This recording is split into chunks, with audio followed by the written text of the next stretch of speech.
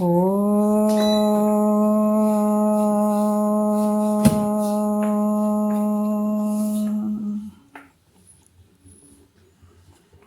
ಗುರುರ್ಬ್ರಹ್ಮ ಗುರುರ್ವಿಷ್ಣು ಗುರುರ್ದೇವೋ ಮಹೇಶ್ವರಃ ಗುರು ಸಾಕ್ಷಾತ್ ಪರಬ್ರಹ್ಮ ತಸ್ಮೈ ಶ್ರೀ ಗುರವೇ ನಮಃ. ಧ್ಯಾನ ಮೂಲ ಗುರುಮೂರ್ತಿ ಪೂಜ್ಯ ಮೂಲ ಗುರುಪಾದ ಮಂತ್ರ ಮೂಲ ಗುರುವಾಕ್ಯ ಮುಕ್ತಿ ಮೂಲ ಗುರುಕೃಪಾ.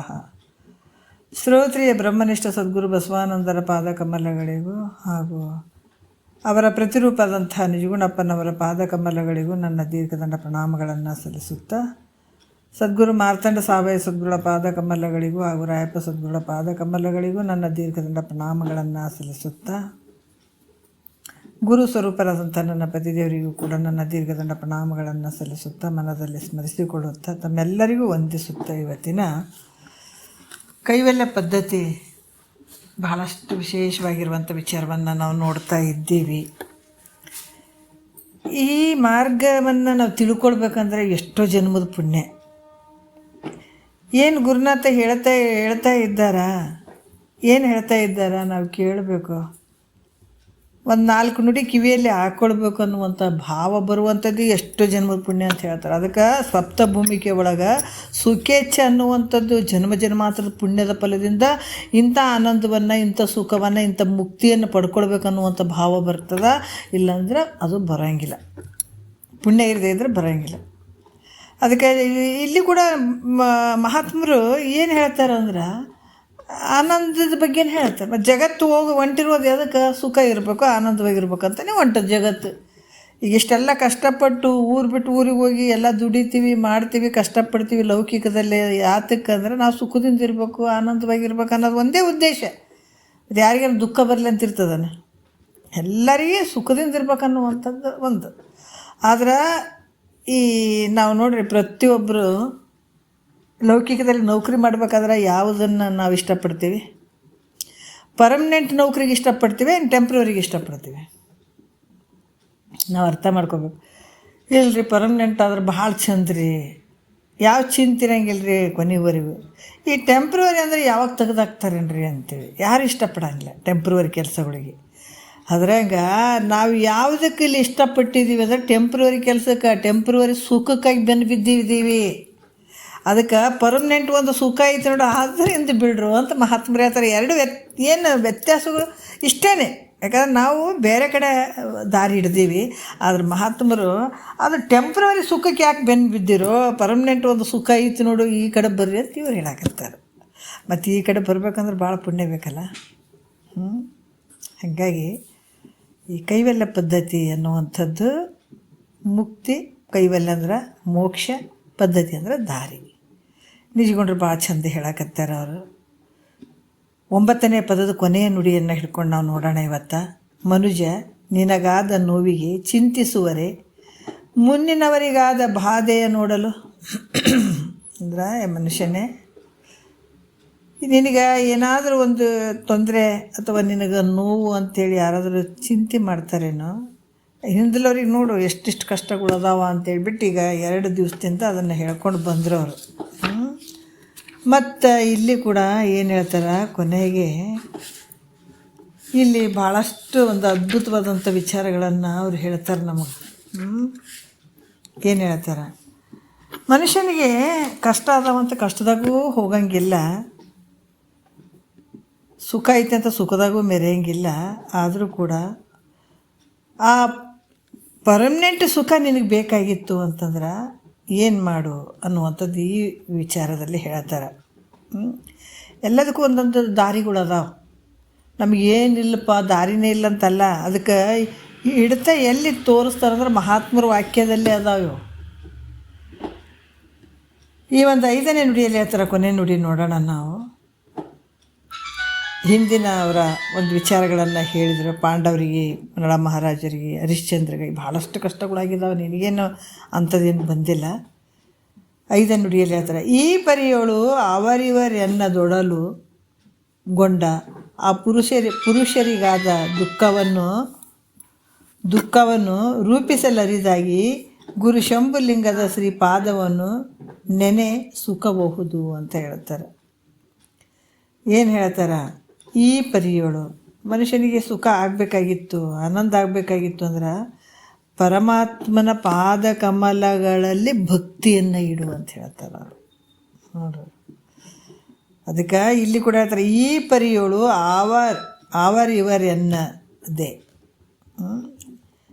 ಒಡಲಗೊಂಡ ಅಂದ್ರೆ ಅವ್ರಂತ ಇಲ್ಲ ಇವ್ರಂತ ಇಲ್ಲ. ನೋಡ್ರಿ, ಅದಕ್ಕೆ ಹೇಳ್ತಾರೆ ಇಲ್ಲಿ, ಇವರು ಬಡವ್ರು ಅದಾರಪ್ಪ, ಇವರು ಬಲ್ಲಿದ್ರು ಅದಾರ, ಶ್ರೀಮಂತರು ಅದಾರ ಅಂತ ಅನ್ನೋದೇ ಇಲ್ರಿ. ಅವರು ಭಾಳ ಸ್ವಲ್ಪ ಶ್ರೀಮಂತರಿಗೆ ಅಂತ ಜ್ಞಾನವನ್ನು ಪಡ್ಕೊಳಕ್ಕಾಗ್ತದೆ ರೀ. ಪರಮಾತ್ಮನ ಸ್ಮರಣೆ ಮಾಡುವಂಥದ್ದು ಅವರಿಗೆ ಆಗ್ತದ್ರಿ, ನಮಗೆ ಆಗಂಗಿಲ್ಲ ರೀ ಅಂತ ಅನ್ನುವಂಗಿಲ್ಲ. ಅವರೇ ಪಡ್ಕೊಳ್ಬೇಕು ಅನ್ನುವಂಗಿಲ್ಲ, ಬಡವರೇ ಪಡ್ಕೊಳ್ಬೇಕು ಅನ್ನುವಂಗಿಲ್ಲ. ಪ್ರತಿಯೊಬ್ಬ ಈ ಶರೀರವನ್ನು ತೊಟ್ಕೊಂಡು ಬಂದಂಥ ಪ್ರತಿಯೊಬ್ಬ ವ್ಯಕ್ತಿ ನೋಡ್ರಿ, ಇದು ಯಾಕಂದ್ರೆ ಈ ಪ್ರತಿಯೊಬ್ಬನಿಗೆ ಇರುವಂಥ ದುಃಖ ಇದು ಬಡವರಿಗೆ ಶ್ರೀಮಂತರಿಗೆ ಅಂತ ಹಿಂಗಂತ ಅಲ್ಲ. ಈ ದುಃಖ ಇರುವಂಥ ಜನನ ಮರಣ ದುಃಖ ಅನ್ನುವಂಥದ್ದು ಪ್ರತಿಯೊಬ್ಬ ಶರೀರವನ್ನು ತೊಟ್ಕೊಂಡು ಬಂದಂಥ ಪ್ರತಿಯೊಬ್ಬ ಪುರುಷನಿಗಿರುವಂಥದ್ದು ಇದು. ಅದಕ್ಕೆ ಇಲ್ಲಿ ಕೂಡ ಈ ದುಃಖ ಎಲ್ಲರಿಗೂ ಸಮನಾಗಿರುವಂಥ ದುಃಖ ಇದು. ಅದಕ್ಕೆ ಇದನ್ನು ಭಾಳಷ್ಟು ಆಶ್ಚರ್ಯ ಆಗ್ತದೆ. ಅದರಿಂದ ಸುಖದ ಒಂದು ಉತ್ಪತ್ತಿಗೆ ಕಾರಣ ಆದಂಥ ಪರಮಾತ್ಮನು ಇಲ್ಲಿ ನಿನಗೆ ಆತನ ಪಾದ ಒಂದು ಕಮಲಗಳಿಗೆ ಶರಣು ಓದದ್ದೇ ಆದ್ರೆ ಆತ ನಿನಗೆ ಇಹಲೋಕದ ಭೋಗಗಳು, ಪರಲೋಕದ್ದು ಮತ್ತು ಇದಕ್ಕಿಂತ ಆನಂದವಾಗಿರುವಂಥದ್ದು ಪರತರ ಆನಂದ, ಇವೆಲ್ಲವೂ ದಯಪಾಲಿಸ್ತಾನಂತ. ನೀ ಕೇಳಿದಂಥದ್ದನ್ನು ಕೊಡುವಂಥದ್ದು ಶಕ್ತಿ ಪರಮಾತ್ಮನಿಗೈತೆ. ಅದಕ್ಕೆ ನಿಂಥ ಕಷ್ಟಗಳಿಂದ ನೀನು ಪಾರಾಗಬೇಕಾಗಿತ್ತು, ಅಂಥ ಒಂದು ಜನನ ಮರಣ ರಹಿತ ನನಗೆ ಮಾಡ್ಕೊಳ್ಬೇಕಾಗಿತ್ತು, ಪರಮಾನಂದ ಸ್ಥಿತಿ ನಿನಗೆ ಬೇಕಾಗಿತ್ತು ಅಂತಂದಾಗ ಈ ಪರಮಾತ್ಮನ ಒಂದು ಪಾದಕಮಲಗಳನ್ನು ನೆನೆಸು, ಅವನಲ್ಲಿ ಭಕ್ತಿ ಮಾಡು, ಅದರಿಂದ ನಿನಗೆ ಸುಖ ಆಗ್ತದೆ ಅಂತ ಹೇಳ್ತಾರೆ ಅವರು. ದಾರಿ ಇಲ್ಲಪ್ಪ, ನಮ್ಗೆ ದಾರಿ ಕಾಣವಲ್ದಂತ ಅದ್ರಾಗ ಒದ್ದಾಡಿ ಸಹಾಯಕ್ಕೆ ಹೋಗಬೇಡ. ದಾರಿ ಅದಾವ, ಪರಮಾತ್ಮನ ಮೇಲೆ ಅನನ್ಯ ಭಕ್ತಿ ಇಡು. ಆ ಕಷ್ಟ ಐತಂತ ಕಷ್ಟದಾಗ ನೀನು ಮನಸ್ಸಿಟ್ಕೊಂಡು ಕುಂದಿರಬೇಡ. ಅದರಿಂದ ಏನಾಗ್ತದೆ ಹೇಳು? ಹೇಳ್ತಾ ಬಾರದು ಬಪ್ಪದು ತಪ್ಪದು. ಬರುವಂಥ ಕಷ್ಟ ಇದ್ರೆ ಬಂದೇ ಬರ್ತದೆ, ಹೋಗುವಂಥದ್ದಿದ್ರೆ ಹೋಗೇ ಹೋಗ್ತದೆ. ಆದ್ರೆ ನಿನ್ನ ಮನಸ್ಸು ಎಲ್ಲಿಡಪ್ಪ ಅಂದ್ರೆ ಪರಮಾತ್ಮನ ಪಾದಕಮಲಗಳಲ್ಲಿ ಇಡು. ಅಂದಾಗ ಮಾತ್ರ ನಿನಗಂತ ಶ್ರೇಷ್ಠವಾದಂಥ ಸುಖ ಆಗ್ತದೆ ಅನ್ನುವಂಥ ವಿಚಾರವನ್ನು ಭಾಳಷ್ಟು ವಿಚಾರವನ್ನು ಹೇಳ್ತಾರೆ. ಯಾರೇ ಆಗಲಿ ಸ್ವಲ್ಪ ಮ್ಯೂಟ್ ಮಾಡಿರಿ, ಯಾರು ತೆಗ್ದಿರಿ. ಈರಣ್ಣ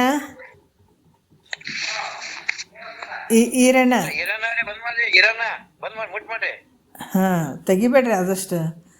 ಅದಕ್ಕೆ ಇಲ್ಲಿ ಕೂಡ ಯಾರೇ ಆಗಲಿ ಈ ಶರೀರಧಾರಿಯಾಗಿ ಬಂದಿರುವಂಥ ಪ್ರತಿಯೊಬ್ಬ ಮನುಷ್ಯ, ಅದಕ್ಕೆ ಹೇಳ್ತಾರೆ ನರಜನ್ಮದಿಂದಿಹ ಧೂಳು ಮಿಗಿಲುಂಟೆ. ನಾವು ಎಚ್ಚರಿಕೆ ಕೊಡ್ತಾರೆ ಮಹಾತ್ಮರು.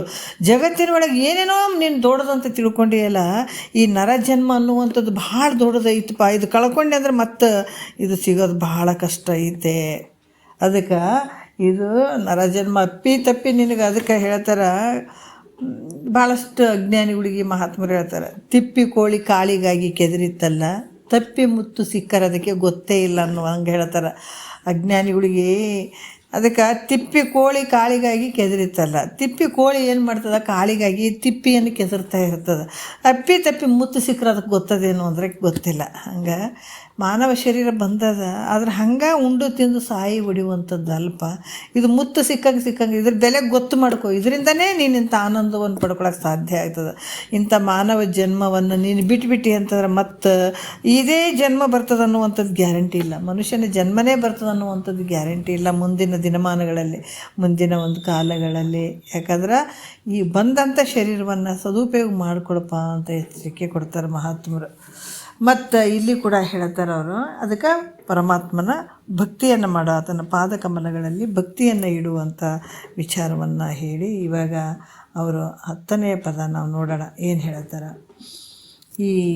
ಇಲ್ಲಿ ಕೂಡ ಹೇಳ್ತಾರೆ 10ನೇ ಪದದಲ್ಲಿ, ಇದು ಬಾಪು ವಿಧಿ ನಿನಗೆ ಬಲ್ಲಿದರು ಬೇರಾರು ಉಂಟು ರೂಪಿಗೆಡಿಸಿದೆ ಮಹಾಮಹಿಮರೆಲ್ಲರನ್ನು ಅಂತ ಹೇಳ್ತಾರೆ.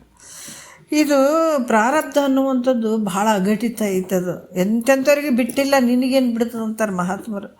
ಸಿದ್ಧಾರೂಢರಿಗೆ ಮತ್ತು ದೊಡ್ಡ ದೊಡ್ಡ ಮಹಾತ್ಮರಿಗೆ ನೋಡ್ರಿ, ಅವ್ರಿಗೆ ಯಾವ ಸಂಸಾರ ಇಲ್ಲ, ಅವ್ರೇನಾರು ದುಡ್ಡು ಕೂಡಿಸಿಡ್ಬೇಕನ್ನುವಂಥದ್ದಿಲ್ಲ, ಯಾವ ಆಸೆ ಆಕಾಂಕ್ಷೆಗಳು ಇಲ್ಲ, ಏನಿಲ್ಲ, ಅಂಥವ್ರಿಗೆ ಜನ ಕಾಡಿಬಿಟ್ರು. ಅದಕ್ಕೆ ಅದು ಪ್ರಾರಬ್ಧ. ಎಂತೆಂಥ ಮಹಾತ್ಮರಿಗೆ ಹೆಂಗೆಂಗೋ ಮಾಡ್ಯದ. ಅದಕ್ಕೆ ಇಲ್ಲಿ ಏನಂದ್ರೆ ಮಹಾತ್ಮರು ಹೇಳ್ತಾರೆ, ಹಿಂದೆ ಮಾಡಿದಂಥ ಪುಣ್ಯ ಪಾಪದ ರೂಪ ಏ ಕರ್ಮವೇ. ಅದಕ್ಕೆ ಬಾಪು ವಿಧಿ ನಿನಗೆ ಬಲ್ಲಿದರು ಬೇರಾರುಂಟು. ನೋಡ್ರಿ, ಹೇ ಪೂರ್ವಕೃತ ಪುಣ್ಯ ಪಾಪ ರೂಪ, ಹಿಂದೆ ಮಾಡಿದಂಥ ಪುಣ್ಯ ಪಾಪ ಅರೂಪವಾದಂಥ ಏ ಕರ್ಮವೇ. ಕರ್ಮದ ಅದಕ್ಕೆ ಶರೀರ ಹೆಂಗೆ ಬಂದದ? ಮೊದಲ ಜನ್ಮದ ದೇಹ, ಈ ದೇಹವಿನ್ನು ಮುಂದೊದಗುವ ದೇಹವೇ ಬೇರೆ ಬೇರೆ, ಪುದಿದು ನೀನು ಓರ್ವನವರೊಳಗಲ್ಲದೆ ಕರ್ಮದುದಯದಿಂ ದೇಹಿಯಾಗಿಹುದರಿಂದ. ಯಾವ ಕರ್ಮ? ಪಾಪ ಪುಣ್ಯದ ಒಂದು ಕರ್ಮದಿಂದ ಈ ಶರೀರ ರೆಡಿಯಾಗಿ ಬಂದದೆ ಭೂಮಿಗೆ. ಅದಕ್ಕೆ ಇಲ್ಲಿ ಹೇಳ್ತಾರೆ, ಏ ಕರ್ಮವೇ ಪಾಪ ಪುಣ್ಯದ ರೂಪವಾಗಿರುವಂಥ ಏ ಕರ್ಮವೇ, ನಿನಗಿಂತ ಬಲಶೀಲರು ಯಾರು ಅದಾರನ್ನು ಜಗತ್ತಿನ ಒಳಗೆ ಅಂದರೆ ಯಾರಿಲ್ಲ ಅಂತ ಹೇಳ್ತಾರೆ ನೋಡ್ರಿ. ಅಷ್ಟು ಅಘಟಿತವಾಗಿರುವಂಥವು ನೀನು. ಅದಕ್ಕೆ ಬೇರೆ ರೂಪಿಗೆಡಿಸಿದೆ ಮಹಾಮಹಿಮರರು ಎಲ್ಲರನ್ನು. ನೀನು ಮಾಡಿದೆ, ಎಂಥೆಂಥ ಬಲಶಾಲಿ ಇದ್ದಂಥ ಪುರುಷರುಗಳನ್ನೆಲ್ಲ ನೀನು ವಿಕಾರ ಉಳ್ಳಂಥವ್ರನ್ನಾಗಿ ಮಾಡಿದಿ. ಅಂದಮೇಲೆ ನಿನಗಿಂತಲೂ ಬಲಿಷ್ಠರಾದಂಥವ್ರು ಯಾರು ಅದಾರೇನೋ ಜಗತ್ತಿನೊಳಗಂದ್ರೆ ಯಾರೂ ಇಲ್ಲ. ಅದಕ್ಕೆ ಮಹಾತ್ಮರು ಯಾಕೆ ಹೇಳ್ತಾರೆ, ಪುಣ್ಯವನ್ನೇ ಮಾಡಿ. ಈ ಪುಣ್ಯ ನೋಡಿ ಎಷ್ಟು ಕೆಲಸಗಳನ್ನು ಕೊಡ್ತದೆ. ಏನು ಹೇಳ್ತಾರ? ಕೊಟ್ಟದ್ದು ತನಗೆ ಬಚ್ಚಿಟ್ಟದ್ದು ಪರರಿಗೆ, ಕೊಟ್ಟಿದ್ದು ಕೆಟ್ಟಿತನೆ ಬಿಡ ಮುಂದೆ ಕಟ್ಟಿಹುದು ಬುತ್ತಿ ಸರ್ವಜ್ಞ. ಯಾಕಂದ್ರೆ ನೀನು ಏನು ಮಾಡ್ತೀವಿ ಅದು ನಿನಗೆ ಐತೆ. ಯಾವ ಹಂತದಲ್ಲಿ ಬಂದು ಸೇರ್ತದೆ ನೋಡ್ರಿ ಇದು. ಅದಕ್ಕೆ ಅದು ದಾನ ಧರ್ಮ ಮಾಡಲಿಲ್ಲ ನಿನ್ನ ಕರಗಳು, ತೀರ್ಥಕ್ಷೇತ್ರ ನೋಡಲಿಲ್ಲ ನಿನ್ನ ಕಂಗಳು, ಸದ್ವಿಚಾರ ಕೇಳಲಿಲ್ಲ ನಿನ್ನ ಕಿವಿಗಳು, ಬರಲಿಲ್ಲ ಬಾಯಿಯಿಂದ ಹಿತದ ನುಡಿಗಳು.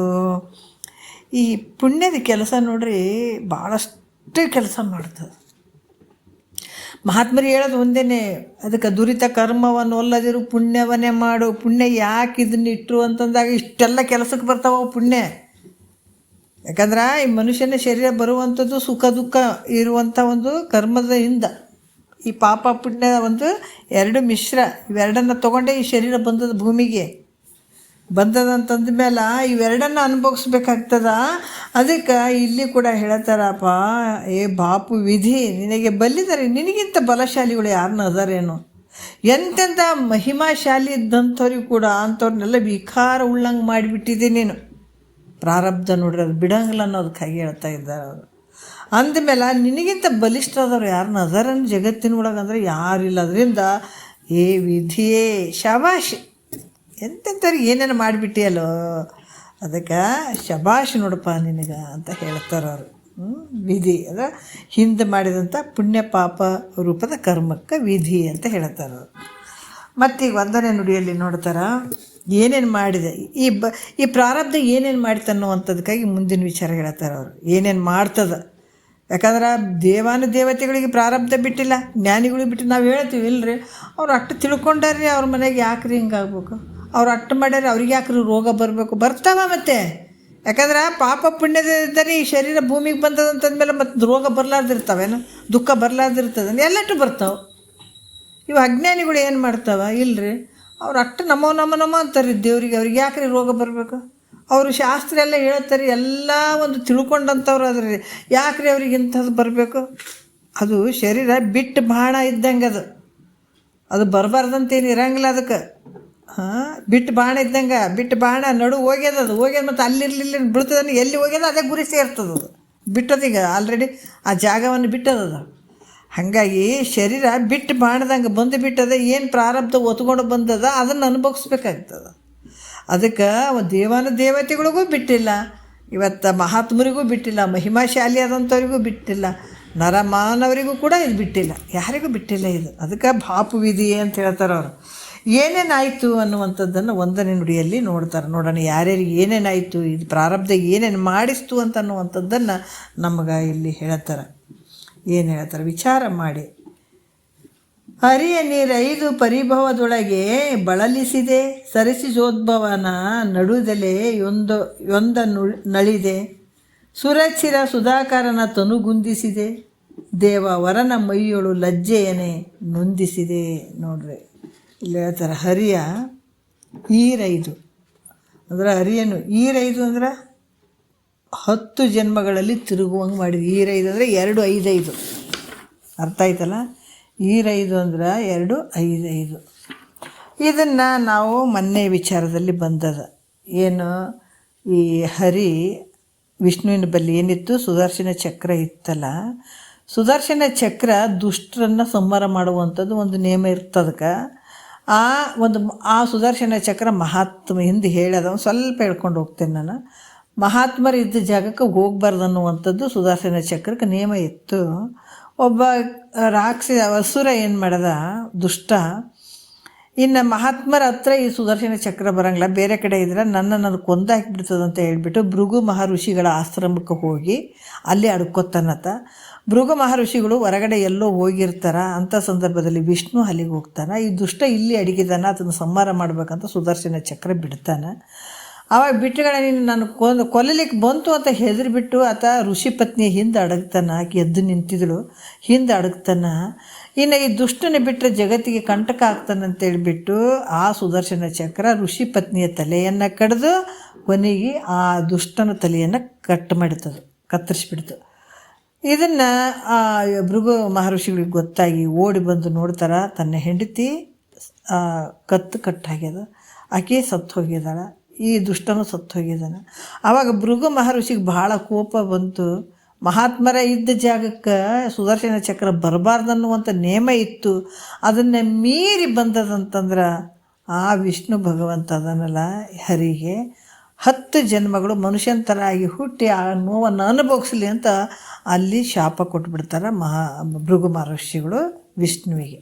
ಹಾಗಾಗಿ ದಶಾವತಾರ ಅಂತೇನು ಹೇಳ್ತೀವಲ್ಲ, 10 ಅವತಾರಗಳನ್ನು ತೊಟ್ಕೊಂಡು ಭೂಮಿಗೆ ಬರುವಂಥದ್ದು, ಈ ಥರ ಮಾಡಿದಂಥದ್ದು ಭಾಪು ವಿಧಿಯೇ. ಶಬಾಷ್ ನೋಡು, ಅಂಥ ಏನು ಭಕ್ತನಾದಂಥ, ಯಾಕಂದ್ರೆ ಅಂಥ ಭಗವಂತನ ಸ್ವರೂಪ ಆದಂಥ ವಿಷ್ಣುವಿಗೆ 10 ಜನ್ಮಗಳು ಬರುವಂಥದ್ದಾಯಿತು. ಇದು ಭಾಪು ವಿಧಿಯೇ, ಶಬಾಷ್, ಇಂಥವ್ರಿಗೆಲ್ಲ ನೀನು ಇದು ಮಾಡಿದೆಪ್ಪ, ನೀನು ಎಂಥದ್ದು ನಿಂದು ಅಂತ ಹೇಳುವಂಥದ್ದು. ಮತ್ತು ಇಲ್ಲಿ ಕೂಡ ಏನು ಹೇಳ್ತಾರೆ, ಭಾಳಷ್ಟು ವಿಚಾರಗಳನ್ನು ಇಲ್ಲಿ ಹೇಳ್ತಾರೆ. ಮತ್ತು ಸರಸಿಜೋದ್ಭವನ ನಡುದಲೆ ಯೊಂದನುಳಿದೆ ಅಂತಂದ್ರೆ ಇಲ್ಲಿ ಕಮಲದಲ್ಲಿ ಹುಟ್ಟಿದಂಥ ಬ್ರಹ್ಮದೇವಂತ ಇವೆಲ್ಲ ಹಿಂದೆ ಬಂದಿದ್ದಾವೆ. ಒಂದು ಸ್ವಲ್ಪ ಸಂಕ್ಷಿಪ್ತವಾಗಿ ಹೇಳ್ಕೊಂಡು ಹೋಗ್ತೇನೆ ನಾನು. ಎಲ್ಲ ಸಭೆ ಒಳಗೆ ಎಲ್ಲರೂ ಕೂತ್ಕೊಂಡಿದ್ರು, ಆದರೆ ಬ್ರಹ್ಮನು ಬಂದು ಕೂತ್ಕೊಂಡಿದ್ದ. ಅಲ್ಲಿ ಶಿವ ಬಂದರೂ ಕೂಡ ಆತ ಎದ್ದು ನಿಂತು ನಮಸ್ಕಾರ ಮಾಡಲಿಲ್ಲ. ಯಾಕಂದ್ರೆ ಆತಗೆ ಪಂಚಮುಖಗಳು, ಪರಮಾತ್ಮನಿಗೆ ಪಂಚಮುಖಗಳು ಅದಾವೆ. ನಾನು ಒಂದು ತಲೆ ಇಟ್ಕೊಳ್ತೀನಿ, ನನಗೂ ಎಲ್ಲ ಜಗತ್ತಿನ ಜನ ನನಗೂ ಸ್ತುತಿ ಮಾಡಲಿ, ನನಗೂ ಪೂಜೆ ಮಾಡಲಿ, ನಾನೇನು ಕಡಿಮೆ ಇಲ್ಲ ಆತನಂಗೆ ಅಂತ ಹೇಳಿಬಿಟ್ಟು ಆತನ ಒಂದು ಗರ್ವದಿಂದ ಬ್ರಹ್ಮದೇವ ಕೂತ್ಕೊಳ್ತಾನಲ್ಲ. ಆವಾಗ ಇದನ್ನು ತಿಳ್ಕೊಂಡು ಇದಕ್ಕೆ ಭಾಳ ಗರ್ವ ಬಂದದೆ ಅಂತ ಹೇಳ್ಬಿಟ್ಟು ತನ್ನ ಚೆಳ್ಳೂರಿಯಿಂದ ಏನು ಮಾಡ್ತಾನೆ, ಆ ತಲೆಯನ್ನು ಕಟ್ ಮಾಡಿಬಿಡ್ತಾನೆ, ಕತ್ತರಿಸಿಬಿಡ್ತಾನಲ್ಲ. ಆ ಥರ ಆಗಿರುವಂಥ ಅದಕ್ಕೆ ಸರಸಿಜೋದ್ಭವನ ನಡುದಲೆ ಒಂದನಳಿದೆ ಅಂತಂದ್ರೆ ಆ ತಲೆಯನ್ನು ತೆಗೆದು ಹಾಕಿದಂಥ ಪರಮಾತ್ಮ. ನೋಡ್ರಿ, ಇದು ಎಂಥ ಒಂದು ಇದು ಆತಂದು ಒಂದು ಕರ್ಮ. ಆ ತಲೆಯನ್ನು ಕತ್ತರಿಸಿ ಬಿಡ್ತಾನ ಅನ್ನುವಂಥ ವಿಚಾರವನ್ನು ಹೇಳ್ತಾರೆ. ಮತ್ತು ಸುರಚಿರ ಸುಧಾಕರನ ತನುಗುಂದಿಸಿದೆ ಅಂತ ಹೇಳ್ತಾರೆ. ಇಲ್ಲಿ ಕೂಡ ಭಾಳಷ್ಟು ಅದ್ಭುತವಾದಂಥ ವಿಚಾರಗಳನ್ನು ಹೇಳ್ತಾರೆ. ಸುರಚಿರ ಸುಧಾಕರ ಅಂದ್ರೆ ಕಾಂತಿಯಿಂದ ಕೂಡಿದಂಥ ಚಂದ್ರ, ಭಾಳಷ್ಟು ನೋಡೋಕೆ ಚಂದ ಇರ್ತಾನೆ. ಬೃಹಸ್ಪತಿ ಆಚರಣೆ ಹೆಂಡತಿ ಮರಳಾಗ್ತಾಳೆ. ದಿನ ಆತ ಒಂದು ಏನಂದ್ರೆ ಇದನ್ನು ತಿಳ್ಕೊಳಕಂತ ಹೇಳ್ಬಿಟ್ಟು ಆತ ಗುರುಗಳ ಹತ್ರ ಹೋಗ್ತಿರ್ತಾನೆ, ಅಭ್ಯಾಸಕ್ಕೆ ಹೋಗ್ತಿರ್ತಾನೆ. ಆವಾಗ ಹೆಂಡತಿ ಏನು ಮಾಡ್ತಾಳೆ, ಕಾಮಶಾಸ್ತ್ರವನ್ನು ಬೋಧಿಸ್ತಾಳೆ. ಯಾರಿಗೆ? ಚಂದ್ರಿಗೆ. ಆದರೂ ಕೂಡ ಇದು ಈ ರೀತಿ ನಡೆದದ್ದನ್ನು ಯಾರಿಗೆ? ಬೃಹಸ್ಪತಿ ಆಚಾರ್ಯಗೆ ಗೊತ್ತಾಗಿಬಿಟ್ಟು ಇದಕ್ಕೆಲ್ಲ ಕಾರಣ ಈ ಚಂದ್ರನ ಒಂದು ಏನು ಸೌಂದರ್ಯನೇ ಕಾರಣ, ಆತನ ಚೆಲುವಿಕೆನೇ ಕಾರಣ, ಆತನ ಒಂದು ಸೌಂದರ್ಯ ಕುಂದಿ ಹೋಗಲಿ ಅಂತ ಶಾಪ ಕೊಡ್ತಾನೆ. ಯಾರು? ಬೃಹಸ್ಪತಿ ಆಚಾರ್ಯರು. ಈ ರೀತಿ ಆದಂಥದ್ದು ಅಂಥ ಒಂದು ಅವನವರಿಗೆ ಈ ಪ್ರಾರಬ್ಧಗಳು ಬಿಟ್ಟಿಲ್ಲ ಅಂದ್ರೆ ನೀನು ಯಾವ ಲೆಕ್ಕ ಅನ್ನುವಂಥದ್ದು ವಿಚಾರ ಹೇಳ್ತಾರೆ. ಮತ್ತು ವರನ ಮೈಯೊಳು ಲಜ್ಜೆಯನ್ನು ನೊಂದಿಸಿದೆ ಅಂದರೆ ಅಹಲ್ಯ ಅಂತ ಕೂಡ ಇಲ್ಲಿ ಗೌತಮ ಮಹರ್ಷಿಗಳ ಹೆಂಡತಿ ಅಹಲ್ಯನ ಮೋಹ ಮಾಡ್ತಾನಲ್ಲ ಇಂದ್ರ. ಮಾಡಿದಾಗ ಆತ ರಾತ್ರಿ 2 ಗಂಟೆಗೆ ಬಂದು ಕೋಳಿ ಥರ ಕೂಗ್ತಾನೆ. ಬೆಳಗ್ಗೆ ಆಗ್ಯದ ಅಂತೇಳ್ಬಿಟ್ಟು ಮಹರ್ಷಿಗಳು, ಗೌತಮ್ ಮಹರ್ಷಿಗಳು ಅವ್ರು ನದಿಗೆ ಹೋಗ್ತಾರೆ ಸಂಧ್ಯಾ ವಂದನೆ ಮಾಡೋಕೆ. ಆವಾಗ ಅಲ್ಲಿ ಹೋಗಿ ನೋಡ್ಕೋತಾರೆ, 2 ಗಂಟೆ ಆಗ್ಯದ ಟೈಮು, ಇದು ಯಾರೋ ಮೋಸ ಮಾಡೋಕೆ ಈ ಥರ ಮಾಡಿದಾರಂತ ಬಡ ಬಡ ಬಡ ಬಡ ತನ್ನ ಆಶ್ರಮಕ್ಕೆ ಬಂದು ಬಾಗಿಲಿಗೆ ಟಚ್ ಮಾಡ್ತಾನೆ. ಆವಾಗ ಇಲ್ಲಿ ಒಳಗಡೆ ಹಾಲಿನ ಜೊತೆ ಇಂದ್ರ ಇರ್ತಾನೆ. ಆತ ಗೌತಮ ಮಹರ್ಷಿ ವೇಷ ಹಾಕ್ಕೊಂಡಿರ್ತಾನಂತ. ಆವಾಗ ಹೇಳ್ತಾನೆ, ನಾನು ನಿನ್ನ ಗಂಡ ಅಲ್ಲ, ನಾನು ಇಂದ್ರ ಇದ್ದೀನಿ, ಗೌತಮ ಮಹರ್ಷಿಯ ವೇಷ ಹಾಕ್ಕೊಂಡು ಬಂದಿದ್ದೀನಿ, ಈಗ ಋಷಿ ಬಂದಿದ್ದಾರೆ, ನಾನು ಎಲ್ಲಿ ಹೋಗಲಿ ಅಂತಂದಾಗ ಆಕೆ, ಇಲ್ಲ ನೀ ಇದು ಬಚ್ಚಲ ಮೋರೆಯಲ್ಲಿ ಬೆಕ್ಕಾಗಿ ಹೋಗಂತ ಹೇಳಿ ಬೆಕ್ಕಾಗಿ ಹೋಗಿಬಿಡ್ತಾನಂತ. ಆವಾಗ ಒಳಗಡೆ ಬಂದು ಯಾವುದನ್ನು ಬಯಸಿ ಬಂದಿದೆ ಅದು ಭಗೇಂದ್ರಿಗಳು ನಿನ್ನ ಮೈ ತುಂಬ ಆಗಲಿ ಅಂತ ಹೇಳ್ಬಿಟ್ಟು ಶಾಪ ಕೊಡ್ತಾರೆ. ಇದು ಇಂಥ ಒಂದು ಪರಿಸ್ಥಿತಿಯನ್ನು ತಂದು ಕೊಟ್ಟಿತ್ತು. ಇದು ಪ್ರಾರಬ್ಧ ವಿಧಿ ಅಂತ ಹೇಳ್ತಾರೆ. ಪ್ರಾರಬ್ಧ ಕರ್ಮ ಈ ಥರ ಸ್ಥಿತಿಯನ್ನು ತಂದು ಹಾಕಿಬಿಡ್ತದದು. ಅದಕ್ಕೆ ಎಂಥೆಂಥ ಮಹಾತ್ಮರನ್ನು ಲಜ್ಜೆಗೊಳಿಸಿಬಿಟ್ಟಿದೆ, ನಾಚಿಕೆ ಬರಂಗೆ ಮಾಡಿಬಿಟ್ಟಿದೆ ನೀನು ಅನ್ನುವಂಥ ವಿಚಾರ. ಹಂಗಾಗಿ ಇಂದ್ರ ಕೂಡ ಭಾಳಷ್ಟು ಲಜ್ಜಿತನಾದ ಅನ್ನುವಂಥ ವಿಚಾರವನ್ನು ನಾವು ಹಿಂದೆ ಕೇಳಿದ್ವಿ. ಮತ್ತು ಇಲ್ಲಿ ಕೂಡ ಇನ್ನೊಂದು ಹೇಳ್ತಾರೆ, ಇನ್ನೊಂದು 2ನೇ ನುಡಿಯಲ್ಲಿ ಕೂಡ ಹೇಳ್ತಾರೆ. ಇವೆಲ್ಲ ಹಿಂದೆ ಬಂದಾವ ನೋಡೋಣ. ವೇದವನ್ನು ವಾಜ್ಯ ಎನಿಸಿದೆ, ಬಾದರಾಯಣನ ವಾದದೊಳು ತೋಳ ತೊಲಗಿಸಿದೆ, ದಿನಮಣಿಗೆ ಬಾಧೆ ಒಡೆಸಿದೆ, ರಾಹುವಿಂದೆ ಪಣಿ ಗಜ ಪಕ್ಷಿಗಾದ ಸಾಹಸ ಕೆಡಿಸಿ ಸೆರೆಯೋಳು ಹೊಂದಿಸಿದೆ. ನೋಡ್ರಿ ಅಂತ ಒಂದು ಅದ್ಭುತ. ನಾವು ಇವಾಗ ಕೂಡ ಈ ಒಂದು ವರ್ತಮಾನ ಕಾಲದಲ್ಲಿ ನೋಡ್ತೀವಿ, ನಾವೆಷ್ಟು ನಮಗೇನು ಬರ್ತದೆ ಅದೇ ಬರುವಂಥದ್ದು. ಏನೇ ಕಷ್ಟ ಆಗಲಿ ಸುಖ ಆಗಲಿ ಏನೇ ಆಗಲಿ ಜಗತ್ತಿನೊಳಗೆ ನಾವು ಏನನ್ನು ಬಯಸುವಂಥದ್ದು ಏನಾರು ಇದ್ರೆ ಅದು ಬರ್ತದೇನೋ ಅಂದರೆ ಇಲ್ಲ, ಏನು ಬರ್ಬೇಕು ಅಷ್ಟೇ ಸಿಗುವಂಥದ್ದು, ಮತ್ತು ಜಾಸ್ತಿ ಸಿಗಂಗಿಲ್ಲ. ಎಂಥೆಂಥ ನೋಡ್ರಿ ಇವತ್ತು ಒಬ್ಬೊಬ್ಬರಿಗೆ ಆಗುವಂಥ ಒಂದು ಒಂದು ಸನ್ನಿವೇಶಗಳು, ಅವ್ರಿಗೆ ಬರುವಂಥ ಕಷ್ಟಗಳನ್ನು ನೋಡಿದ್ರೆ ಅವ್ರಿಗೆ ದುಡ್ಡಿಗೆ ಕಡಿಮೆ ಇರೋಂಗಿಲ್ಲ, ಅವ್ರಿಗೆ ಮತ್ತು ಭಾಳಷ್ಟು ಜನ ಒಂದು ಸಪೋರ್ಟ್ ಇರ್ತದೆ. ಎಲ್ಲಕ್ಕೂ ಮೀರಿದಂಥದ್ದು ಒಂದೊಂದು ಪ್ರಾರಬ್ಧ ಬಂದುಬಿಡ್ತವೆ. ಯಾವುದಕ್ಕೂ ಅದು ಬಗೆಹರಿಯದೇ ಇರುವಂಥ ಒಂದು ಪ್ರಾರಬ್ಧಗಳು ಇದು. ಅದಕ್ಕಾಗಿ ಅಂಥವ್ರಿಗೆ ನಿನ್ನ ಮಣ್ಣು ಮುಗಿಸಿಬಿಟ್ಟಿಯೋ ವಿಧಿ. ಅದಕ್ಕೆ ಇಲ್ಲಿ ಮಹಾತ್ಮರು ಕೂಡ ಹೇಳ್ತಾರೆ, 2ನೇ ನುಡಿಯಲ್ಲಿ ಕೂಡ ಹೇಳ್ತಾರೆ. ಏನು ಹೇಳ್ತಾರೆ? ವೇದವನ್ನು ವಾಜಿ ಎನಿಸಿದೆ ಅಂತ ಹೇಳ್ತಾರೆ. ಈ ವೇದವನ್ನು 4 ವೇದಗಳನ್ನು ಕುದುರೆಗಳಂತ ಹೇಳಿಸಿದೆ. 4 ವೇದಗಳನ್ನು. ಯಾಕಂದ್ರೆ ಯಾವಾಗ ಅಂತಂದ್ರೆ ಪರಮಾತ್ಮ ತ್ರಿಪುರವನ್ನು ನಾಶ ಮಾಡುವ ಕಾಲದಲ್ಲಿ ನೋಡ್ರಿ, ಪರಮಾತ್ಮ ಏನು ಮಾಡಿದ, ಯಾಕಂದರೆ ತ್ರಿಪುರಗಳನ್ನು ಒಂದು ಅದನ್ನು ನಾಶ ಮಾಡುವಂಥ ಸಂದರ್ಭದಲ್ಲಿ ಆ ಭೂಮಿಯನ್ನು ರಥವನ್ನಾಗಿ ಮಾಡ್ಕೊಳ್ತಾನೆ. 4 ವೇದಗಳನ್ನು ಕುದುರೆಗಳನ್ನು ಮಾಡ್ತಾನೆ, ರಥಕ್ಕೆ ಕೂಡುವಂಥ ಕುದುರೆಗಳನ್ನು ಮಾಡ್ತಾನೆ. ಮಾಡಿ ಮಹಾಮೇರು ಪರ್ವತವನ್ನು ಧನಸ್ಸನ್ನಾಗಿ ಮಾಡ್ತಾನೆ ನೋಡ್ರಿ. ವಿಷ್ಣುವೇ ಬಾಣ ಆಗಿಬಿಡ್ತಾನೆ, ಬ್ರಹ್ಮದೇವನೇ ಸಾರಥಿಯಾಗಿ ಮಾಡ್ಕೊಂಡು ಬಿಡ್ತಾನೆ. ಮಾಡಿ ಯುದ್ಧಕ್ಕೆ ಹೊಂಟುಬಿಡ್ತಾನೆ ಪರಮಾತ್ಮ. ಸಾರಥಿಯನ್ನಾಗಿ ಯಾರನ್ನ ಮಾಡ್ಕೊಂಡ? ಬ್ರಹ್ಮದೇವನ ಮಾಡ್ಕೊಂಡನ. ಬಾಣವನ್ನಾಗಿ ವಿಷ್ಣುವನ್ನು ಮಾಡ್ಕೊಳ್ತಾನೆ. 4 ವೇದಗಳನ್ನು ಈ ಕುದುರೆಗಳನ್ನಾಗಿ ಮಾಡ್ಕೊಂಡಿದ್ದಾನೆ. ಮಹಾಮೇರು ಪರ್ವತವನ್ನು ಏನು ಮಾಡಿದ? ಧನಸ್ಸನ್ನಾಗಿ ಮಾಡಿಕೊಂಡು. ಈ ರೀತಿ ಪವಿತ್ರವಾದಂಥ ವೇದಗಳು ಇವು. ಈ ಪವಿತ್ರವಾದಂಥ ವೇದಗಳನ್ನು ಸಹ ರಥಕ್ಕೆ ಹೂಡುವಂತಹ ಕುದುರೆಗಳನ್ನಾಗಿ ಮಾಡಿಸಿದೆ. ಅದರಿಂದ ವಿಧಿಯೇ ಶಬಾಷ್, ನೋಡಿ ಎಂತೆಂಥದನ್ನು ಹೆಂಗೆ ಮಾಡಿಬಿಟ್ಟಿದ್ದೀನಿ ನೀನು ಅಂತ ಹೇಳುವಂಥದ್ದು. ಮತ್ತು ಇಲ್ಲಿ ಕೂಡ ಬಾದರಾಯಣನ ವಾದದೊಳು ತೋಳ ತೊಲಗಿಸಿದೆ ಅಂತ ಹೇಳ್ತಾರೆ. ಇದು ತಾತ್ಪರ್ಯ ಹಿಂದೆ ಹೇಳಿದೆ. ಯಾಕಂದ್ರೆ ಬಾದರಾಯಣ ಅಂತಂದ್ರೆ ವ್ಯಾಸರು ತಮ್ಮ ಶಿಷ್ಯಂತರಿಗೆ ಪಾಠ ಮಾಡಬೇಕಾದಾಗ ಹರಿಯೇ ಸರ್ವೋತ್ತಮ ಅಂತ ಹೇಳ್ತಾನಲ್ಲ, ಅದಕ್ಕೆ ನೀವು ಈ ಥರ ಹೇಳಿದ್ರೆ ನಮ್ಗೆ ಸ್ವಲ್ಪ ಇದಾಗ್ತದೆ. ಕಾಶಿ ವಿಶ್ವನಾಥನ ಮುಂದೆ ಹರಿಯೇ ಸರ್ವೋತ್ತಮ ಅಂತ ನೀವು ಕೈ ಮೇಲೆತ್ತಿ ಹೇಳ್ರಿ ಗುರುಗಳೇ, ನಾವು ನಂಬ್ತೀವಿ ಅಂತ ಶಿಷ್ಯರೆಲ್ಲ ಹೇಳಿದಾಗ ಅದೇ ರೀತಿ ಹೋಗಿ ಕಾಶಿ ಒಳಗೆ ಹೋಗಿ ಯಾರಿಗೆ ವಿಶ್ವನಾಥನ ಮುಂದೆ ಹರಿಯೇ ಸರ್ವೋತ್ತಮ ಅಂತ ಕೈ ಮ್ಯಾಲಕ್ಕೆ ಎತ್ತಿರ್ತಾನೆ. ಅದು ಕೈ ಕೆಳಗೆ ಇಳಿಯೋಕ್ಕಾಗೋದೇ ಇಲ್ಲ, ಇಳಿಯಂಗಿಲ್ಲದು. ಅದಕ್ಕೆ ಈ ರೀತಿಯಾಗಿ ಇಲ್ಲಿ ಕೂಡ ಹೇಳ್ತಾರೆ, ಬಾದರಾಯಣನ ವಾದದೊಳು ತೋಳ ತೊಲಗಿಸಿದೆ ಅಂತ ಕೂಡ ಹೇಳ್ತಾರೆ. ಆ ರೀತಿ ಮಾಡಿಸ್ತಂತ ನೀನು. ಮತ್ತು ದಿನಮಣಿಗೆ ಬಾಧೆ ಹೊಡೆಸಿದೆ ಅಂತ ಹೇಳ್ತಾರೆ. ದಿನಮಣಿಗೆ ಬಾಧೆ ಹೊಡೆಸಿದೆ ಅಂತಂದ್ರೆ ಇದು ಕೂಡ ಹಿಂದಿನ ವಿಚಾರದಲ್ಲಿ ಹೇಳಿದ್ದಾರೆ. ದಿನಮಣಿಗೆ ಬಾಧೆ ಹೊಡಿಸಿದೆ ಅಂತನ್ನುವಂಥದ್ದು. ಅಲ್ಲಿ ರಾಹುವಿನಿಂದ ಆಗುವಂಥ ಚಂದ್ರನಿಗೆ ರಾಹುವಿನಿಂದ ಆಗುವಂಥದ್ದು, ಈಗ ಸೂರ್ಯನಿಗೆ ರಾಹುವಿನಿಂದ ಬರುವಂಥದ್ದು ಒಂದು ಕಷ್ಟ, ಅದನ್ನು ಕೂಡ ಅಲ್ಲಿ ಹೇಳುವಂಥದ್ದು ಐತೆ. ಮತ್ತು ಇಲ್ಲಿ ಇನ್ನೂ ಒಂದು ವಿಚಾರ ಹೇಳ್ತಾರೆ ಅವರು, ಪಣಿ, ಗಜ, ಪಕ್ಷಿ. ಈ ಪಣಿ ಅಂತಂದ್ರೆ ಹಾವು. ಯಾಕಂದರೆ ಅದು ಹಾವು ಉತ್ತಮವಾದಂಥ ಈ ನಾಗರ ಹಾವು, ಅದು ಬರೀ ಗಾಳಿಯಿಂದ ಏನು ಜೀವನ ಮಾಡ್ತದಂತ, ಅದೇ ಆಹಾರವನ್ನಾಗಿ ಸೇವನೆ ಮಾಡ್ತದಂಥದ್ದು. ಆದರೆ ಮತ್ತು ಕೇವಲ ಅದು ಹುತ್ತಿನಲ್ಲಿ ವಾಸ ಮಾಡುವಂಥದ್ದು, ಗಾಳಿಯನ್ನು ಆಹಾರವನ್ನಾಗಿ ಸ್ವೀಕಾರ ಮಾಡಿಸುವಂಥದ್ದು ಹಾವು. ಇಂಥ ಹಾವನ್ನು ಸಹ ಈ ಬಿಡ್ತಾರೇನು ಅಂದರೆ ಇಲ್ಲ. ಅಂಥ ಸ್ವಚ್ಛಂದವಾಗಿ ತಿರುಗಾಡುವಂಥ ಹಾವನ್ನು ಹಾವುಗಾರ ಹಿಡಿದು ಏನು ಮಾಡ್ತಾನೆ, ಅದನ್ನು ಹಿಡಿದು ಅದರ ಹಲ್ಲುಗಳನ್ನು ತೆಗಿತಾನೆ. ತೆಗೆದು ಹಲ್ಲು ಮುರಿದು ತನ್ನ ಬುಟ್ಟಿಯಲ್ಲಿ ಹಾಕಿ ತನ್ನ ಹತ್ತಿರದಲ್ಲಿದ್ದ, ಯಾಕಂದ್ರೆ ಅಲ್ಲಿ ತನ್ನ ಹುತ್ತಿನಲ್ಲಿದ್ದೇ ವಾಸ ಮಾಡಿಕೊಂಡಿರುವಂತಹ ಯಾರ ಕಣ್ಣಿಗೂ ಬೀಳದಂತೆ ಪ್ರಯತ್ನ ಮಾಡ್ತಕ್ಕಂಥ ಹಾವಿನ ಸಾಹಸವನ್ನು ಕೆಡಿಸಿಬಿಡ್ತಾನಂತ.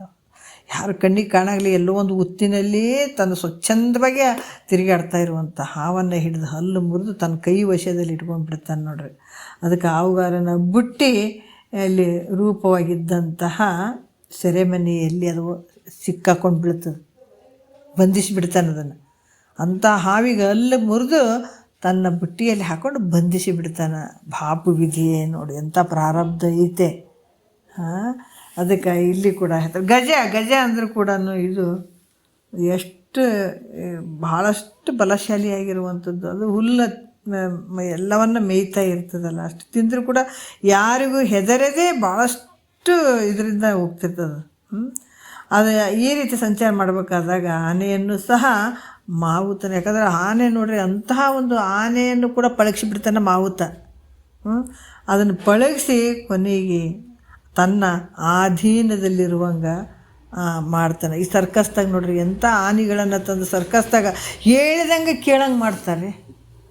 ಅವು ಎಷ್ಟು ಒಂದು ಸ್ವಚ್ಛಂದವಾಗಿ ಹೊರಗಡೆ ತಿರುಗಾಡುವಂಥ ಆನೆಯನ್ನು ತಂದು ಅದನ್ನು ಪಳಗಿಸಿ ಅವ್ರು ಹೆಂಗೆ ಹೇಳ್ತಾರೆ ಹಂಗೆ ಮಾಡಕ್ಕೆ ಹಚ್ಚುತ್ತಾರಲ್ಲ. ಇದು ವಿಧಿ, ಪಾಪ ವಿಧಿ. ಹಿಂದೆ ಪೂರ್ವ ಜನ್ಮದ ಒಂದು ಪುಣ್ಯ ಪಾಪದಿಂದ ಇದೆಲ್ಲ ನಡೀತಾ ಇರೋದು. ಇದಕ್ಕೆ ಏನು ಹೇಳಬೇಕು, ಶಬಾಷ್ ನೋಡಿ. ಎಂತೆಂಥವಕ್ಕೆ ಇಂಥ ಪ್ರಾಣಿ ಪಕ್ಷಿಗಳಿಗೆ ಕೂಡ ಇಂಥ ಬಗ್ಗು ಬಡಿಸಿಬಿಟ್ಟಿದ್ದೀನಿ ನೀನು. ಈಗ ನಾವು ಸರ್ಕಸ್ದಾಗೆಲ್ಲ ನೋಡಬೇಕು, ಈ ಚಿರತ, ಹುಲಿ ಅವೇ ಎಲ್ಲ ಅವು ಕೈ ಸಿಗವೇನ್ರಿ ಅವು. ಅಂಥವನ್ನ ಬಗ್ಗು ಬಿಡಿಸಿ ಅವು ಪ್ರಾರಬ್ಧ. ಅವಕ್ಕೆ ಆ ಮಾವುತನ ಕೈಯಾಗೆ ಸಿಗಬೇಕು, ಅವ್ರ ಕೈಯಾಗೆ ಸಿಗಬೇಕು, ಸರ್ಕಸ್ ಕಂಪ್ನಿ ಒಳಗೆ ಅಲ್ಲಿ ಬಂದು ಹಾಕ್ಕೊಡ್ಬೇಕು, ಅದು ಪ್ರಾರಬ್ಧ ನೋಡ್ರಿ. ಇಂಥವಕ್ಕೆಲ್ಲ ಹೀಗೆಲ್ಲ ಮಾಡಿದಂಥವನ್ನೇನಿದೆ, ಪಾಪು ವಿಧಿಯೇ ನೋಡ್ರಿ. ಅದಕ್ಕೆ ಈ ರೀತಿಯಾಗಿ ಅವರು ಹೇಳುವಂಥದ್ದು. ಇನ್ನು ಪಕ್ಷಿ, ಅವು ಪಾಪ ಕಾಳುಗಳು ತಿಂದು ಆಕಾಶದಲ್ಲಿ ಭಾಳ ಚಂದ ಹಾರಾಡ್ತಾ ಇರುವಂಥವು. ಗಿಳಿ ಇವೆಲ್ಲ ನಾವು ನೋಡಿ, ಪಾರಿವಾಳಾಗಲಿ ಗಿಳಿ ಆಗಲಿ ಕೆಲವೊಂದೊಂದು ಇವನ್ನೇನು ಮಾಡ್ತಾನೆ, ಅದು ಕೂಡ ಅದನ್ನು ಹಿಡಿದು ಪಂಜರದಲ್ಲಿ ಹಾಕಿ ಬಿಡ್ತಾನೆ. ತಿರುಗಾಡುವಂಥ ಅಕ್ಕಿಗಳು ಅವನು ಕೂಡ ಪಂಜರದಾಗ ಹಿಡಿದು ಹಾಕಿ ಮಾಡ್ತಾನೆ. ನಾವು ನೋಡ್ತೀವಲ್ಲ, ಅಲ್ಲೆಲ್ಲೆಲ್ಲ ನೋಡ್ತೀವಲ್ಲ, ಅಂಥವೆಲ್ಲ ಪಂಜರದಾಗ ಹಾಕಿದಾಗ ಅದು ಪ್ರಾರಬ್ಧ ನೋಡ್ರಿ. ಪ್ರಾರಬ್ಧ ರೂಪದಿಂದ ಅಷ್ಟೆಲ್ಲ ತಿರುಗಾಡ್ತಾ ಇರುವಂಥ ಪಕ್ಷಿಗಳು ಕೂಡ ಬಂಧಿಸಿಬಿಡ್ತಾನಂದರೆ ಇದು ಅದರ ಒಂದು ಪ್ರಾರಬ್ಧ ವಿಧಿ ಅಂದರೆ ಇಂದಿನ ಪಾಪ ಪುಣ್ಯದ ಒಂದು ಪ್ರಾರಬ್ಧ. ಅದಕ್ಕೆ ಶಬಾಷ್ ನೋಡಿ, ಎಂಥವ್ರಿಗೆ ಹೆಂಗೆ ಮಾಡಿಬಿಡ್ತೀಯಪ್ಪ ನಿಂದು ಅಂತ ಹೇಳ್ತಾರೆ ಮಹಾತ್ಮರು. ಮತ್ತು ಇಲ್ಲಿ ಮೂರನೇ ನುಡಿ ನೋಡೋಣ.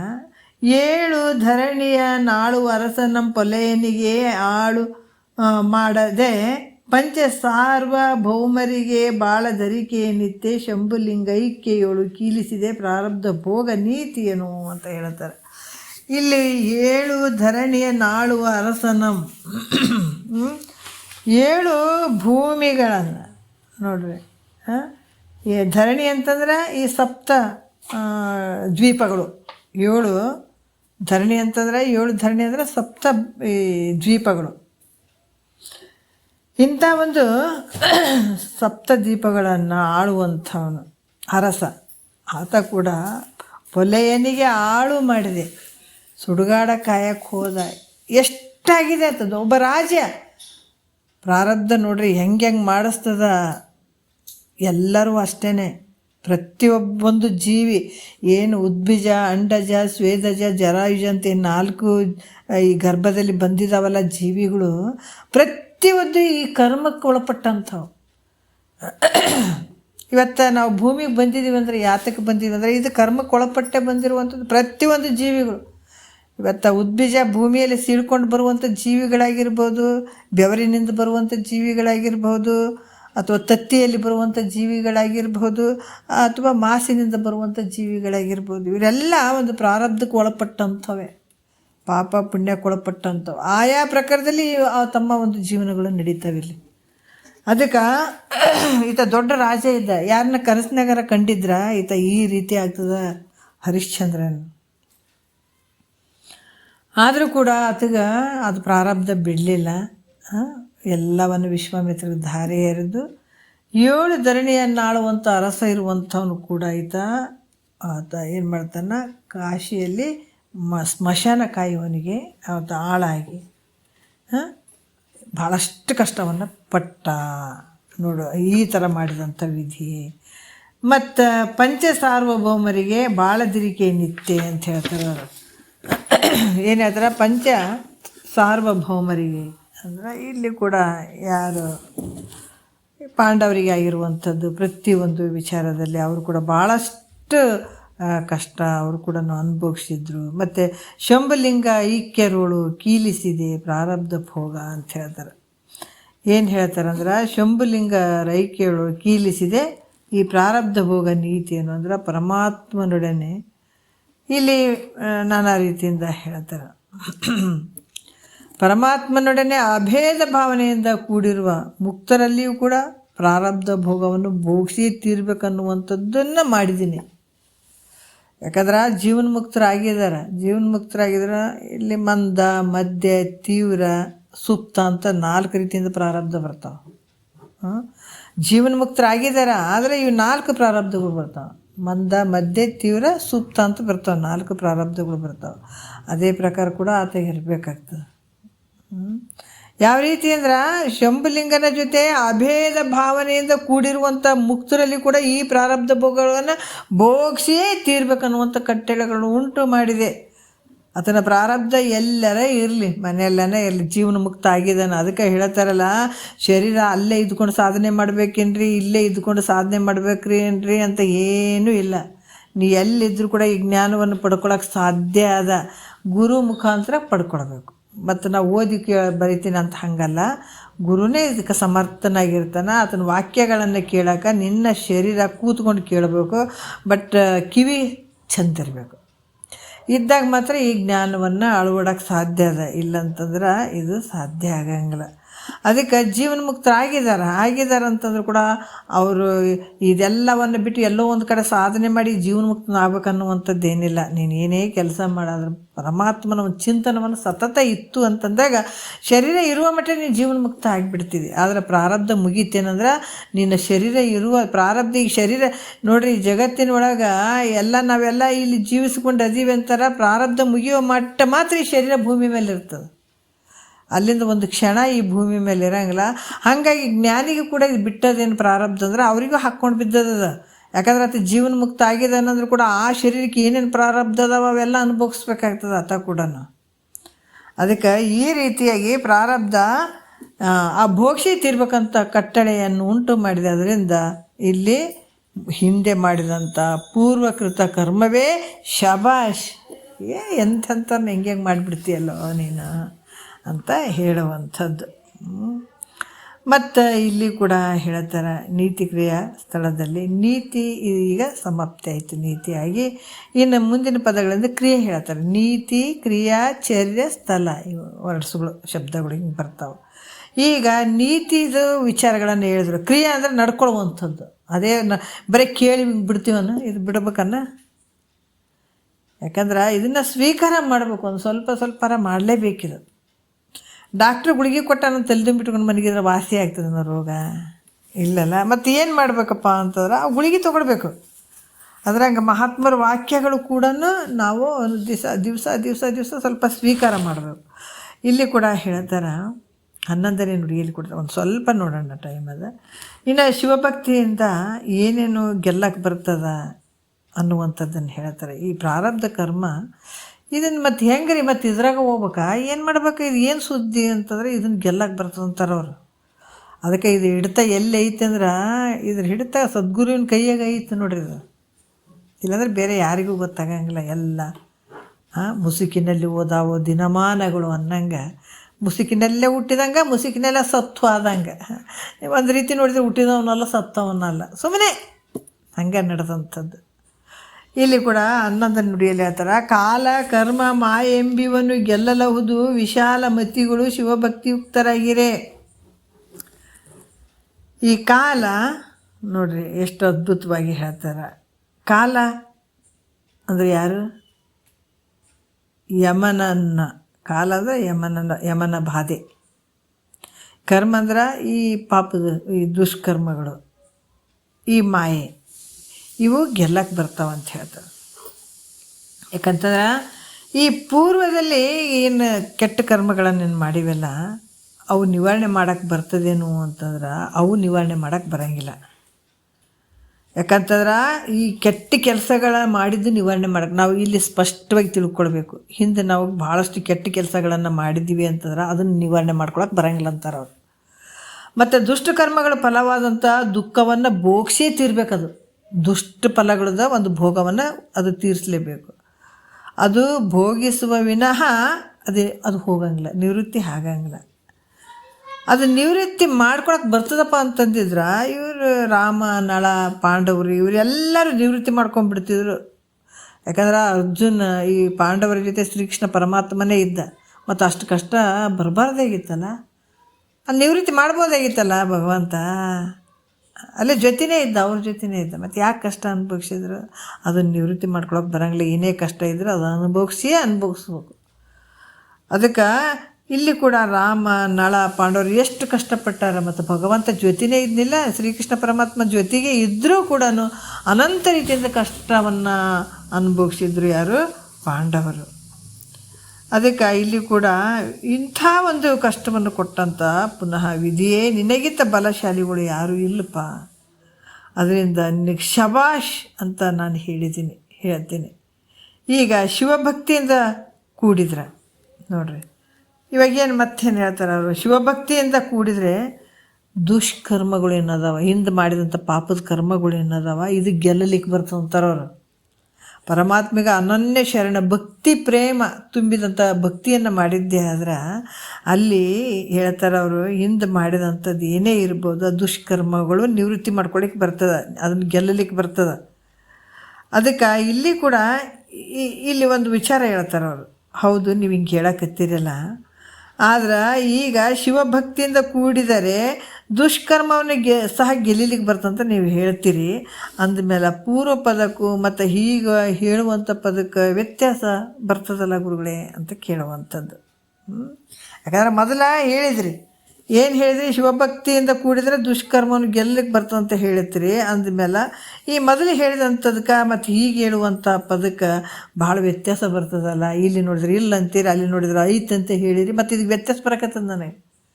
ಇನ್ನು ಪೂರ್ವಜನ್ಮದನ್ನ ನಿವೃತ್ತಿ ಮಾಡ್ಕೊಳಕ್ಕೆ ಬರ್ತದ ಅಂತ ಒಂದು ಸಲ ಹೇಳಿರಿ, ಒಂದು ಸಲ ಬರೋಂಗಿಲ್ಲ ಅಂತ ಹೇಳಿರಿ. ಅಂದರೆ ನಾನು ಯಾವುದನ್ನು ತಿಳ್ಕೊಳ್ಳಿ, ಯಾವುದರಿಂದ ಇದು ವ್ಯತ್ಯಾಸ ಆಯಿತು, ನೀವು ಹೇಳುವಂಥ ಪದಕ್ಕೆ ವ್ಯತ್ಯಾಸ ಏನು ಅಂತ ಕೇಳಿದಾಗ ಅವ್ರು ಹೇಳ್ತಾರೆ, ನೋಡಪ್ಪ, ಕರ್ಮದಿಂದ 2 ಅಂಕುರಗಳು ಉತ್ಪತ್ತಿ ಆಗ್ತಾವೆ. ಕರ್ಮದಿಂದ ಎರಡು ಅಂಕುರಗಳು ಉತ್ಪತ್ತಿ ಆಗ್ತಾವೆ. ಅದಕ್ಕೆ ಒಂದು ಯಾವುದು ಶುಭ, ಒಂದು ಅಶುಭ, ಒಳ್ಳೆಯದು ಮತ್ತು ಒಂದು ಧರ್ಮ, ಒಂದು ಅಧರ್ಮ, 2 ಉತ್ಪತ್ತಿ ಆಗ್ತಾವೆ. ಅಧರ್ಮ ರೂಪವಾಗಿದ್ದಂಥ ಏನು ಅಂಕುರ ಅಂತಂದ್ರೆ ಏನು ಈ ಒಂದು ಟೊಂಗೆ ಥರ ಇರ್ತದಲ್ಲ. ಈಗ ಒಂದು ಗಿಡ ಐತಪ್ಪ, ಈ ಕಡೆ ಒಂದು ಟೊಂಗೆ, ಈ ಕಡೆ ಒಂದು ಟೊಂಗೆ, ಅಂಕುರ ಅಂದರೆ ಆ ರೀತಿ ತಿಳ್ಕೊಳ್ರಿ.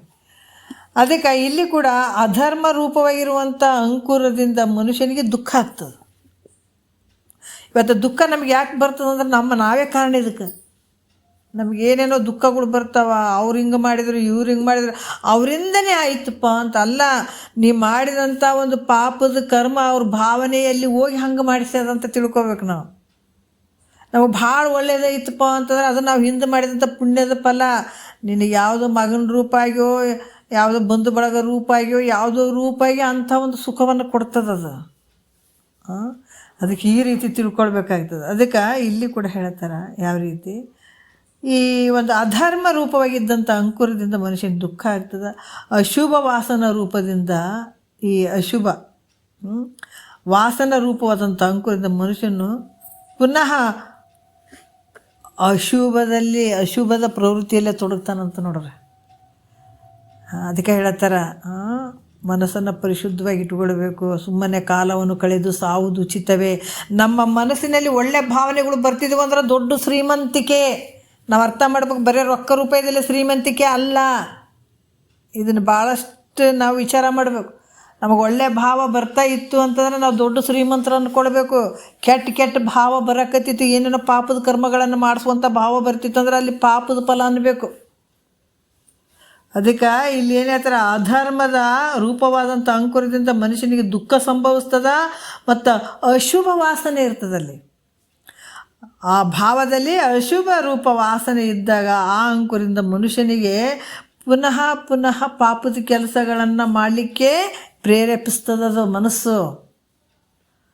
ಅದಕ್ಕೆ ಅಧರ್ಮ ರೂಪವಾಗಿದ್ದಂಥ ಅಂಕುರದಿಂದ ಇದು ಸಂಭವ ಆಗ್ತಾ ಇರುವಂಥ ಈ ದುಃಖಾದಿಗಳನ್ನು ನಿವಾರಣೆ ಮಾಡ್ಕೊಳ್ಳಿಕ್ಕೆ ಬರೋಂಗಿಲ್ಲ. ಅವುಗಳನ್ನು ಭೋಗಿಸಿ ತೀರಬೇಕಾಗ್ತದೆ. ಅದರಿಂದ ಏನು ಅಧರ್ಮದಿಂದ ಮಾಡಿದಂಥ ಅದ್ರದ್ದು ಫಲ ಇರ್ತದಲ್ಲ, ದುಃಖ, ಅದು ಅನುಭವಿಸಿ ತೀರ್ಬೇಕಾಗ್ತದೆ.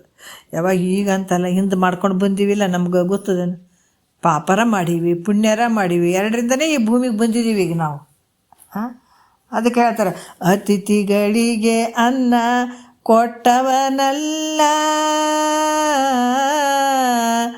ಅತಿಥಿಗಳಿಗೆ ಅನ್ನ ಕೊಟ್ಟವನಲ್ಲ, ಪರ ಸತಿಯರ ಸಂಗವ ಬಿಟ್ಟವನಲ್ಲ, ಮತಿಹೀನ ನಾನಾಗಿ ಮರುಳಾದೆನೋ ದೇವ, ಗತಿಯಾವುದಿನ್ನು ಗರುಡ ಗಮನ ಕೃಷ್ಣ, ನಾ ಮಾಡಿದ ಕರ್ಮ ಬಲವಂತವಾದರೆ ನೀ ಮಾಡೋದೇನು ದೇವ.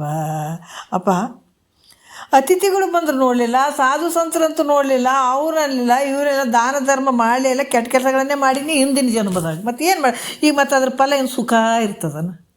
ದುಃಖನೇ ಇರ್ತದ. ನಾ ಮಾಡಿದ್ದು ನಾನು ಭೋಗಿಸಲೇಬೇಕು, ಅದು ಉಣಲೇಬೇಕು.